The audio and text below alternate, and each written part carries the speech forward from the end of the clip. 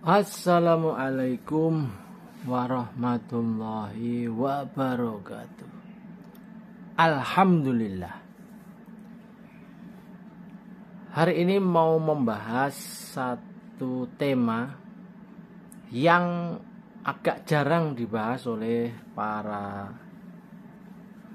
TikToker ataupun para YouTuber yang lain, yaitu berandai-andai nanti setelah Bapak Prabowo dilantik menjadi presiden, Bapak Prabowo bersama wapresnya Mas Gibran Raka Buming Raka,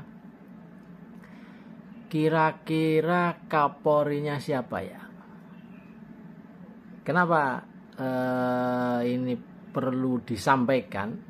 Karena selama ini yang lagi rame itu kabinet bayangan, kabinet gemoy, itu rata-rata hanya sosok-sosok dari partai politik atau dari kalangan pengusaha. Tapi dari kalangan Polri ini jarang yang menyinggungnya. Untuk itu saya tertarik mencoba menganalisa. Jadi Pak Prabowo, karena gini, Kapolri itu jabatan yang sangat penting untuk sebuah kekuasaan. Ibaratnya apa namanya ya? Pasangan antara presiden dan Kapolri itu harus benar-benar mempunyai chemistry yang klop gitu. Ibaratnya begini, Kapolri harus tahu persis situasi dan kondisi masyarakat yang kurang disenangi oleh presidennya. Ibaratnya presiden begini atau begini, itu aja Kapolri harus tahu, harus berbuat apa. Asik toh. Jadi posisi Kapolri itu sangat penting. Di era Pak Jokowi luar biasa. Kapolrinya yang terakhir ini Listio Sigit Prabowo ini, nggak tahu, Pak Jokowi sangat menyenanginya sehingga Pak Listio Sigit Prabowo ini bisa menjabat berapa tahun ya? Saya kira lebih 2 tahun. Ini menandakan bahwa Pak Sigit itu setia. Pak Sigit itu tahu apa yang diinginkan presidennya. Mohon maaf ya, nggak terlalu tahu kondisi masyarakat nggak apa-apa, tapi yang penting tahu apa maunya Pak Presiden. Kira-kira gitu. Inilah Indonesia, Bung. Inilah negeri kita. Ya jangan baper, jangan ini, memang begitu maunya. Nah, kenapa sih saya kok istilahnya usil gitu ya, nebak-nebak siapa nama Kapolrinya? Ya, itu menjadi sebuah keasikan tersendiri. Karena kebetulan saya penulis buku dan udah beberapa kali saya menulis tokoh-tokoh kepolisian dan juga menulis tentang persoalan kepolisian gitu ya, menjadi sebuah buku. Salah satunya misalnya saya pernah menulis Pak Ugroseno, Komjen Ugroseno. Beliau adalah Wakapolri saat itu. Saya juga sudah pernah menulis Kapolda Metro Jaya, Pak Untung S. Rajab, Irjen Pol Untung S. Rajab.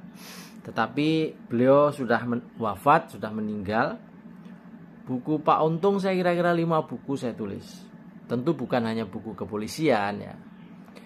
Dan Pak Untung bagi saya polisi unik, polisi menarik, polisi fenomenal. Bahkan bikin buku aja judulnya ya belajar mentertawakan diri sendiri. Asik toh polisi. Saya juga pernah menulis tentang Pak Tito Karnavian. Hanya yang saya tulis kaitannya dengan surat terbuka kepada beliau agar beliau mau jadi presiden. Tapi ternyata beliau gak mau. Saya juga pernah menulis Kapolda Kaltara menjelang memasuki masa pensiun. Beliau bernama Irjen Pol Drs Indrajit. Ini Kapolda pertama di Kaltara, Kalimantan Utara. Jadi ini beliau babat alas. Dan di dalam cerita beliau ini, beliau ingin balas budi untuk negeri. Maksudnya selama ini beliau sudah mendapat banyak kemudahan, banyak kenikmatan, banyak rezeki, dan ingin berbalas budi kepada negeri dalam bentuk pengabdian. Dan saat ditugaskan di Kalimantan Utara itu merupakan Kapolda pertama. Jadi belum punya kantor, harus merintis mulai, ya pokoknya gitulah kira-kira. Jadi banyak cerita suka duka. Buku Pak Ugroseno yang lain juga saya tulis profil polisi ideal. Jadi bagaimana menjadi polisi ideal yang seharusnya versi Pak Ugroseno. Kalau yang agak ini saya juga pernah menulis Kapolda Bangka Belitung, Anton Wahono, Irjen Pol Anton Wahono. Beliau awalnya bintang 1, terus pada saat saya menulis ini berproses, beliau sudah sama memasuki masa pensiun, naik menjadi bintang 2, dan setelah itu pensiun. Terus kalau bacaan-bacaan, nah kalau yang muda-muda ini Kombes Ulung Sampurnajaya. Ini pada saat saya tulis beliau masih menjadi Kapolres di Bogor. Jadi kalau untuk kota Bogor karena berdampingan dengan Istana Negara, di mana Pak Jokowi atau Presiden berada di situ, maka Pak Ulung Sampurnajaya sebagai Kapolres itu berarti manusia pilihan, polisi pilihan. Jadi nggak mudah untuk bisa menjadi Kapolres di Bogor karena sama harus punya chemistry dengan Presiden karena Pak Presiden tinggal di Istana Bogor. Kalau bacaan-bacaan aja ini ada, ini bacaan bukan saya yang menulis. Jadi kenapa Pak Badrudin Haiti akhirnya yang terpilih menjadi Kapolri? Intinya begini. Kira-kira siapa Kapolri di era Pak Prabowo ini? Ini perlu diungkap, perlu kita bahas sejak awal-awal karena kalau salah memilih Kapolri itu juga bisa bermasalah di dalam penyelenggaraan Kamtibmas. Ini yang saya kira penting, termasuk penting untuk dicatat, penting untuk ini kan. Walaupun sebenarnya kalau presiden kurang cocok kan gampang aja diganti. Tapi kan nggak bisa begitu di dalam mengatur tata negara ini. Gonta-ganti Kapolri itu juga tidak semudah itu maksudnya. Nah, lalu pertanyaannya siapa sebenarnya nanti seandainya Pak Prabowo ini sudah dilantik, kira-kira akan mengangkat Kapolri siapa? Ya ini ini pasti menjadi teka-teki. Bahkan rekan-rekan di Polri sendiri saya yakin juga menimang-nimang, mungkin hari ini juga mulai menyodor-nyodorkan diri, mulai deket-deket dengan siapa orang-orangnya Pak Prabowo yang bisa membisiki Pak Prabowo untuk mengangkat salah satu sosok Kapolri nanti. Menarik loh, benar menarik. Tapi dari bacaan saya tidak melihat.